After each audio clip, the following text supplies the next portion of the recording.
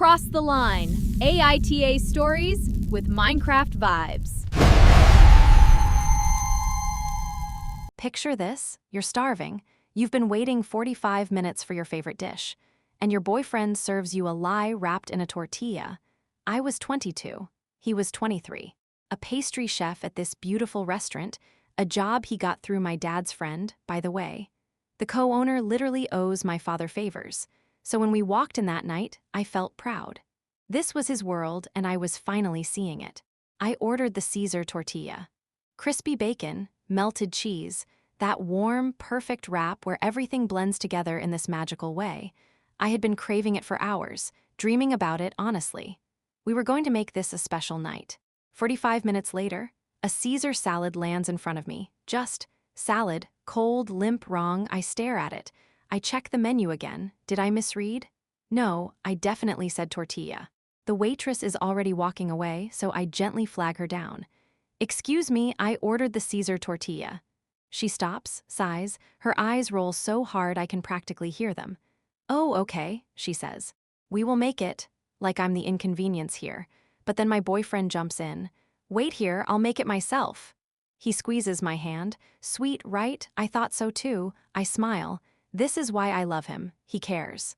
He wants to fix things personally. I watch him disappear into the kitchen, feeling lucky, feeling seen. He returns 10 minutes later. Proud smile. Places the plate down with a little flourish. I unwrap it eagerly. The first bite. Crunches wrong, I open it up.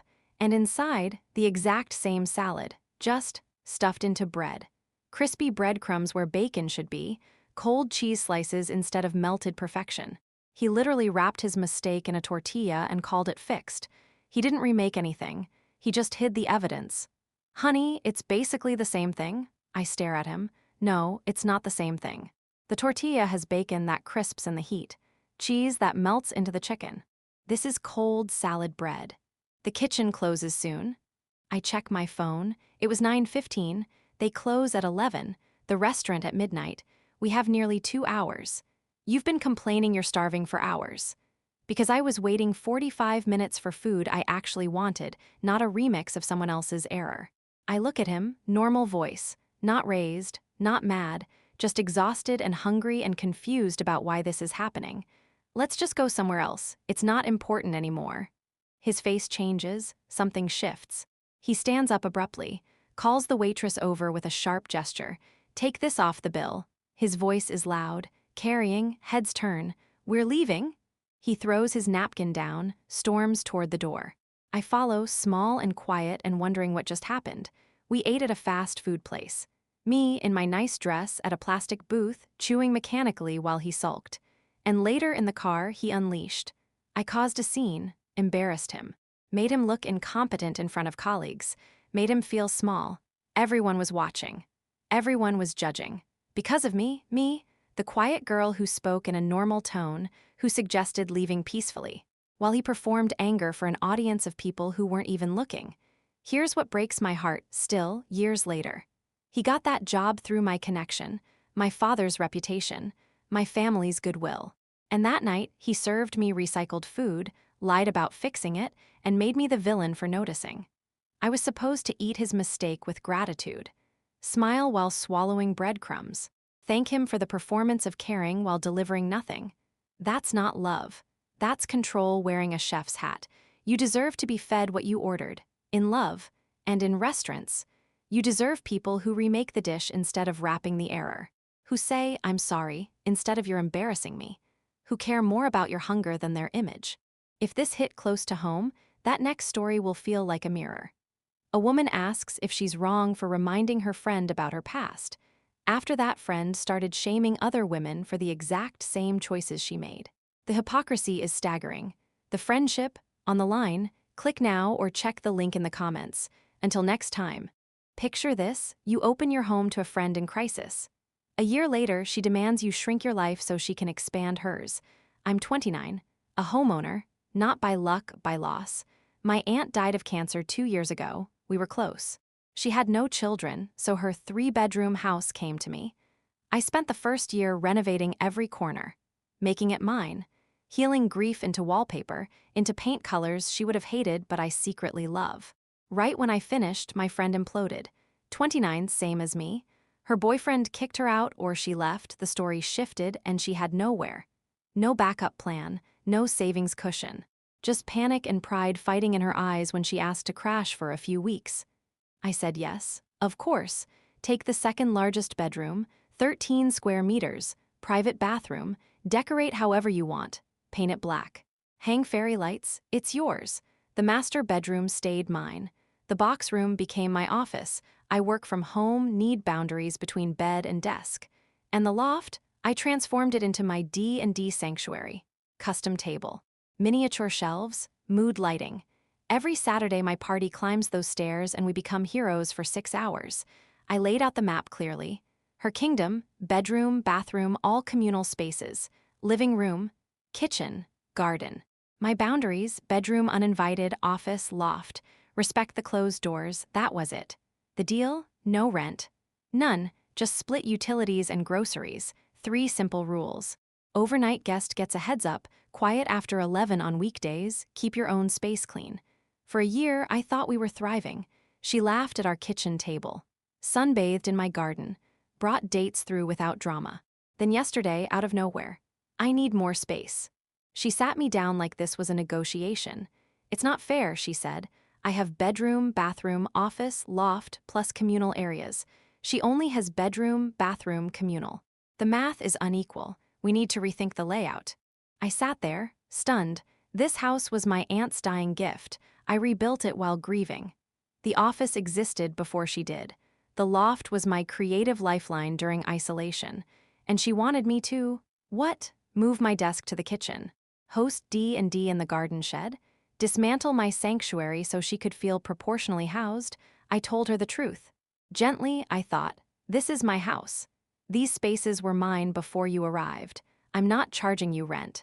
You have 13 square meters plus run of everything shared. She cried, said I was being unfair, dismissive. That my house sounded possessive, cruel. That real friends share everything. Here's what I can't shake. I saved her from homelessness. Gave her stability when she had none. Asked for almost nothing in return. And now my gratitude debt is infinite. My boundaries are violence.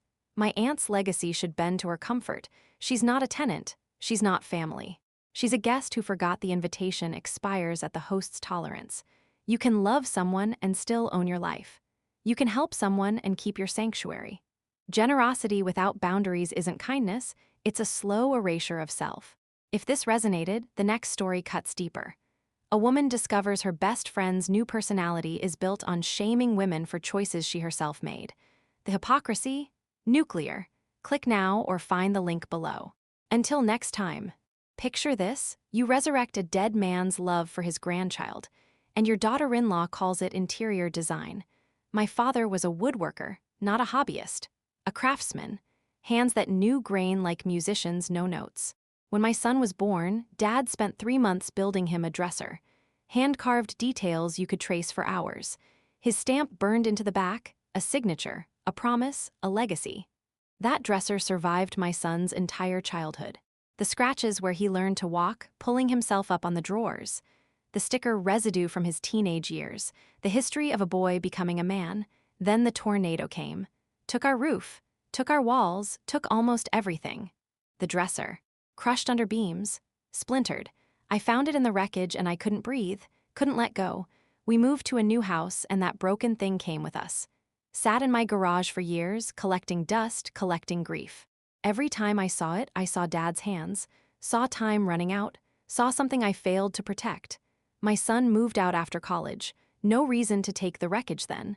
But last year, everything changed. He married. They bought their forever home, and at dinner one night, casual as weather, he mentioned it.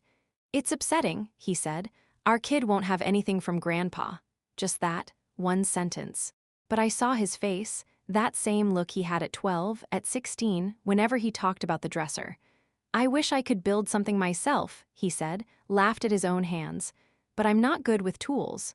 I decided to try. Found a restoration specialist 3 towns over. Didn't hope. Expected a polite no. But this man, he understood. Spent months on it. Saved the original wood where possible.